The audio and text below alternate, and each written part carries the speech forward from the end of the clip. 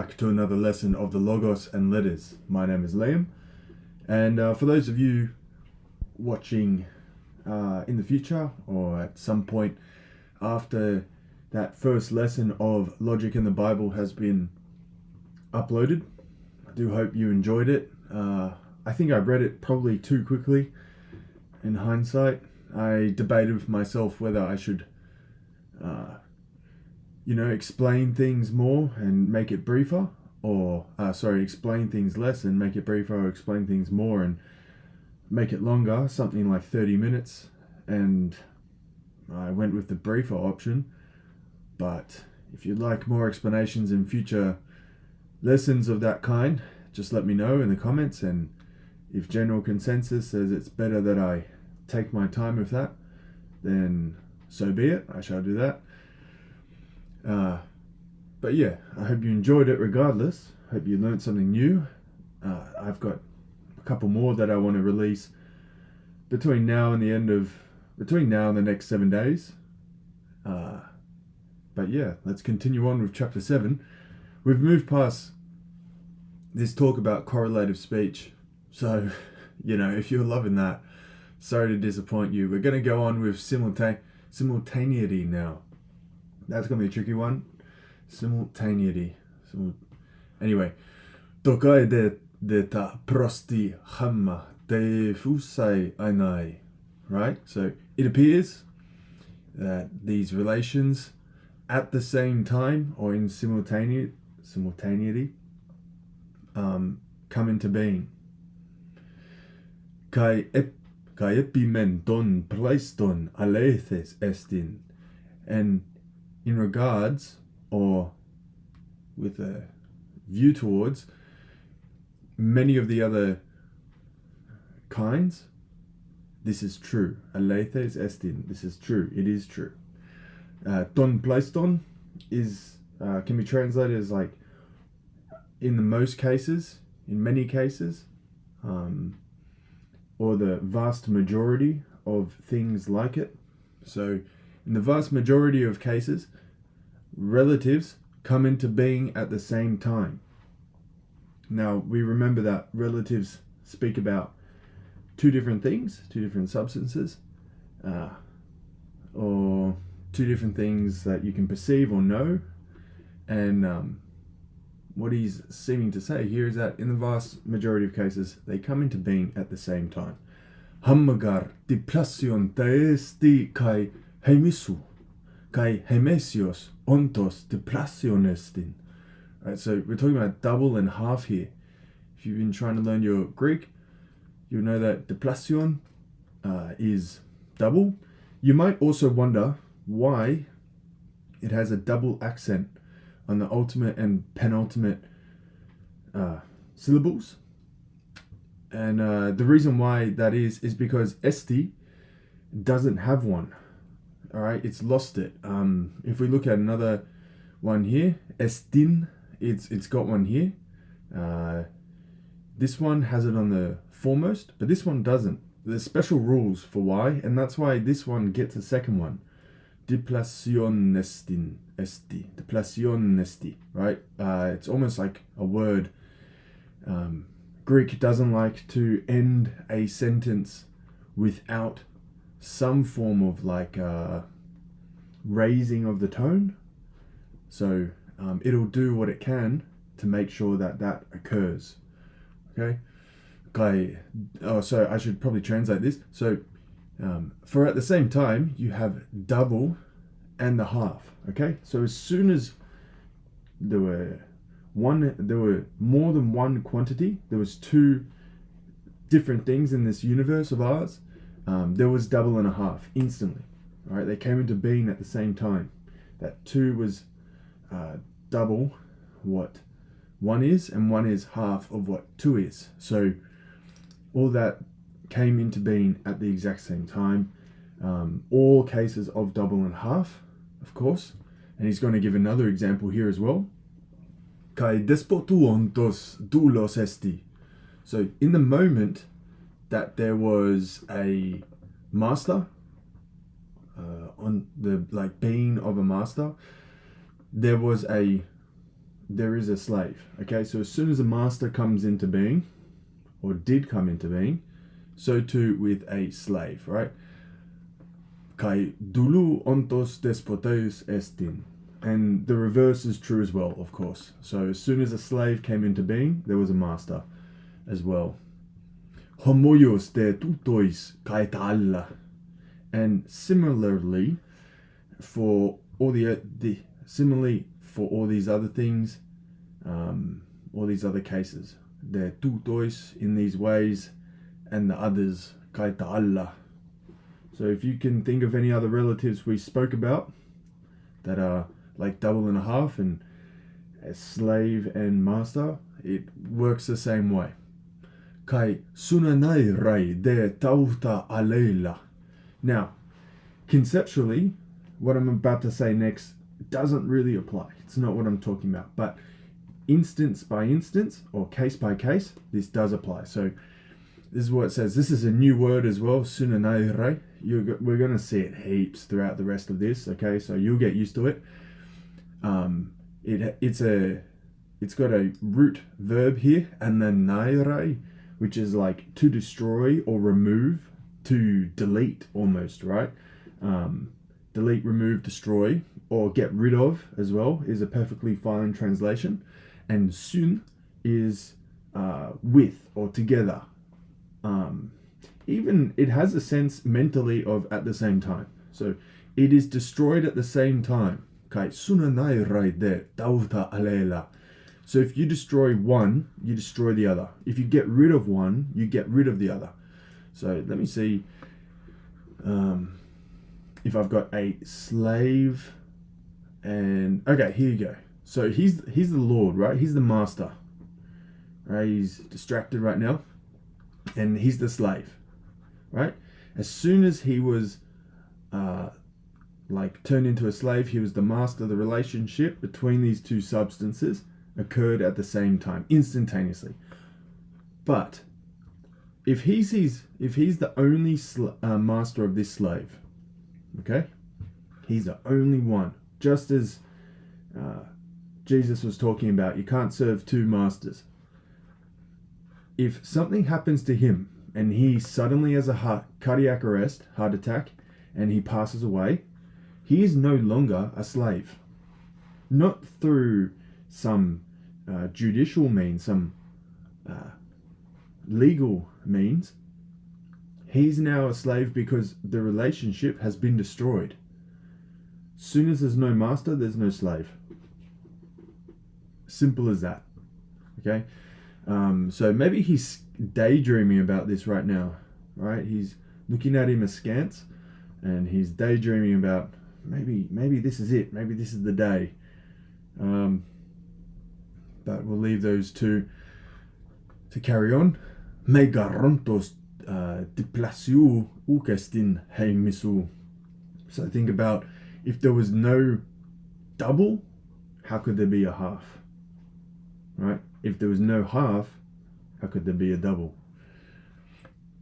Kai hemisios meontos ukesti diplasion. And of the half not being, there would not be a double. Of the half not being, there would not be a double. Hosautos te kai epiton alon hossa toyauta. Right? So, and in likewise, in similar vein, according to other cases, hossa means like inasmuch or just as the same way. So inasmuch as they are relatives, it is the same. Toyauta. And when he means it is the same reasoning. Alright, so it's the same reasoning that if they are relatives of this kind, that they are destroyed if one of them is destroyed. Okay, not the substance itself, of course, but the relationship, the accident, okay, that exists in the substance. Uke panton de ton prosti ale thes tokai to hamma te fusai anai. So, and he's just clarifying here, okay, remember how he said ton pleiston on the most cases? He's now he didn't say all cases. So he comes back down here after he's just said all that, and he says, I've lost it. Okay, here. Ukepi panton, right? He's saying, not in all cases though, that it's true that relatives come into being at the same time. All right? And he says it seems as well, so he's sort of like mimics himself. Dokai. Right? So he is but not in all cases does it seem that they come into being at the same time. Togar episteton proteron an doxai deis epistemes ainai. So he gives a counter example of why it's not in all cases. Episteton proteron han doxai deis epistemes ainai. So epistemes is knowledge, episteton is the knowable thing, or the thing that is known. Alright, so whether it is known or knowable can depend on the case, but in both cases it's some object that is capable of being known, episteton. So for example, you and I right now don't know something. There's something in this universe that we don't know about. Maybe it's a distant star or planet or black hole or quasar, or maybe it's just what's in the kitchen of the closest house to us, right? We don't know what's in our neighbor's kitchen. But those objects can be known, all those objects that are listed, they're episteton, right? Any one of those particular objects is to episteton, right?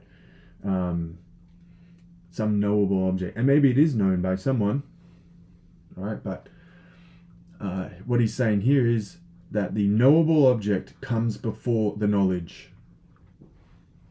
That's what he's saying, it seems like. All these other ones, all these relationships, these relatives, come into being at the same time. Simultaneity is occurring here. But when it comes to knowledge, he's saying, hey, it's a little bit different. It doesn't seem like it just comes into being at the same time. If it did, right, that would be how the Catholic Church and the Orthodox Church explains the intellect of the angels. They don't have discursive knowledge like we do, where they build it up piece by piece. Do I have angels here? Do I have something of the angels? Yeah.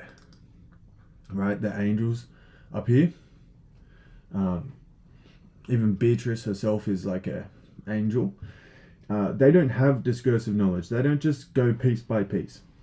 Angels, because they exist in a like a bodiless state in a different plane to us, a higher plane, closer to God himself, from that proximity to God and that access to God in his pure self, they get undiluted information. They get instant transmission of thought to thought, right? There's no need for them to have a mind that needs to piece things together. Most of them aren't fallen anyway, okay? The human race has fallen. Some angels did fall, but not all angels. And most of them still enjoy instant knowledge and understanding of things. So they don't have, coming back to our logic lesson, they don't have a knowable object and then later on the knowledge of that knowable object like we do. It's just knowable and they know it. That's by virtue of God's generosity, that he allows that to happen. And if they want to share thoughts with each other, they don't need to speak in the same way we do, where it's like one word after another and after another, or even by a logograph like in the Babylonian script and Sumerian script, like one logograph, another, or Mandarin even. They have instant transmission of that. Their entire thought, all the quote-unquote words that they would have said if they were human, is instantly given over to them. Even faster than like an AI understands data. An AI still understands data piece by piece. In an incredibly fast rate, of course, but it has to digest it piece by piece. Angels are literally instantaneous. The entire thought, everything. There's no real start and end. It's just it's not even a flick of a switch where there's still a process of the light getting there. It's instantaneous, the full understanding, right? So pretty impressive hardware and software they've got going on. But for us, mere mortals, there are knowable things, and then we know it.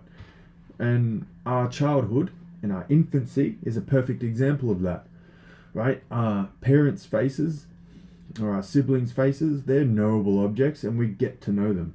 And then the next thing we might get to know is the home that we live in. The next thing we get to know is the backyard or park that's near our home, and we get to know that place and all those other things, right? So we learn piece by piece, and that's his observation here, is that the knowable, proteron, is foremost, I should say prior to knowledge. Hoska repito pro arkonton ton pragmaton. Love that word. It is such a beautiful word, the way it's written. So I might actually get a pen here. And thus, in regards to many things, and what things? He's talking about pro par konton ton pragmaton, right? So pro is like a prefix, and it's meaning former times or former, prior, even older or more ancient. Arkonton means like a ruling thing or a chief or principal thing, and pragmaton means affairs and matters and deeds. So when you combine all this together, pro parkonton ton pragmaton, it means all of those things that existed prior, or all of those affairs and matters that existed prior, right? So das epistemas lambanomen. So our knowledge comes to understand all of these things that existed prior to the knowledge itself, right? So perfect example of what he's saying in that sentence there might be someone learning or discovering. Let's see.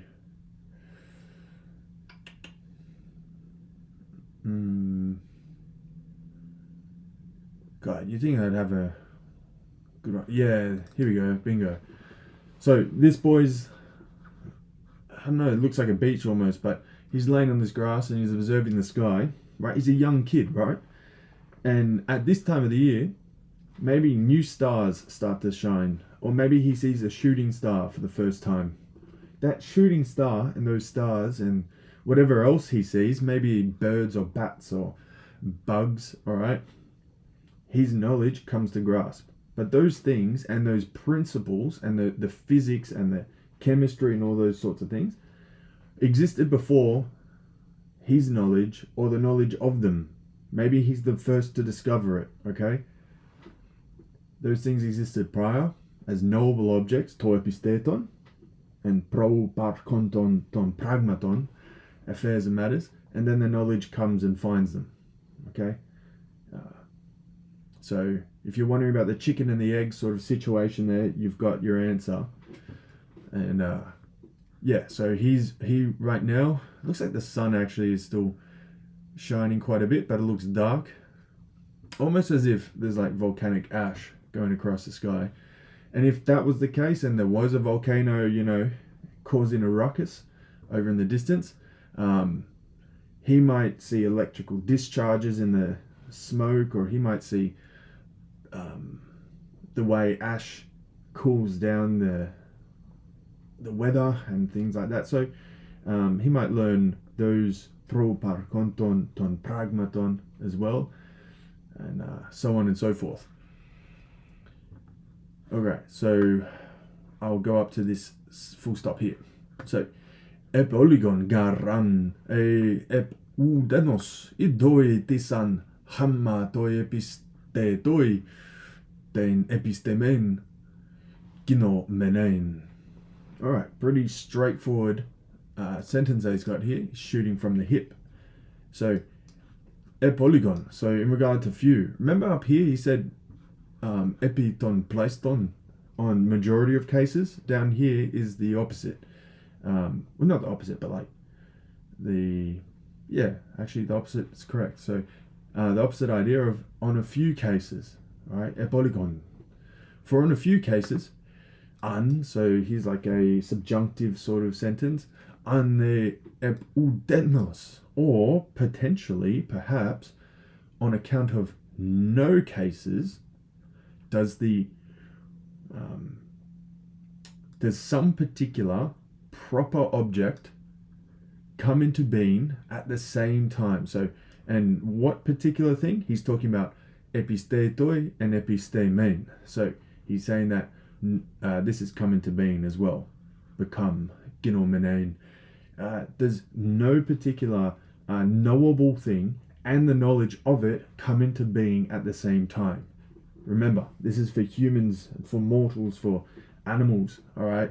Not for anything that would be classified as an angel. They would have a different way of learning. But for us, it seems that in no case, or very few cases, does the knowable object and the knowledge come into being at the same time. And this is an interesting point for him to write. This is one of the few cases that I have seen, and definitely that we have seen so far, of the philosopher admitting that he can't be certain that they're of either one. He's unsure. He's actually truly unsure about whether there is no case of a human being having knowledge, the knowable and the knowledge come into being at the same time. Now, he's only speaking about animals, of course, creatures, human beings. He definitely hasn't started to consider how this would work for a divine mind, but he will, which is exciting. We'll get to that. But for us, he can't think of any cases where it comes into being at the same time. So just for one example of that, just to clarify,